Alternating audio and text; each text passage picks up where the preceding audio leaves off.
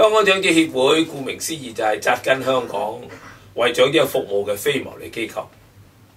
佢個大原則咧就係要鼓勵我哋長者正面嘅形象。佢係秉持住助己助人、老有所為嘅宗旨嚟推動老友記嘅活躍嘅程度。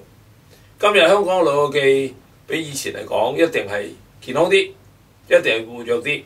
更加咧係希望係為社會服務嘅。香港長者協會嘅特徵咧就係、無論係委員又好，工作人士又好咧，全部係義工嚟嘅。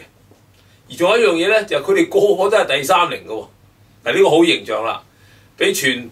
香港嘅老友記都睇到，原來咧老友記係真係做得到嘢嘅。仲有第二個特徵咧，大家唔好唔記得咧，香港長者協會係完全冇受政府任何嘅資助，佢哋一分一毫推動佢哋工作咧，都係捐款翻嚟嘅。好彩香港好多有心人士係喺資源上係幫助佢哋，但係佢哋亦都做咗好多功夫喎。譬如嚟講，佢哋做長者嘅培訓啦，家居護理嘅培訓啦，亦都係做好多長者嘅調查，睇長者需要啲咩嘢啦。咁呢啲各樣咧，都係反映到佢哋嘅心量做好多嘢。我特別係覺得長者協會最近推出嚟嗰個第三齡中心咧，係真係好有意思。因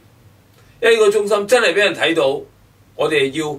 攜住一班老友記，令到佢哋可以自己除咗係自己有多啲社交之外咧，仲係可以推動到跨代共融同啲後生仔多啲接觸。喺今年佢哋15個週年紀念佢哋生日啊，我係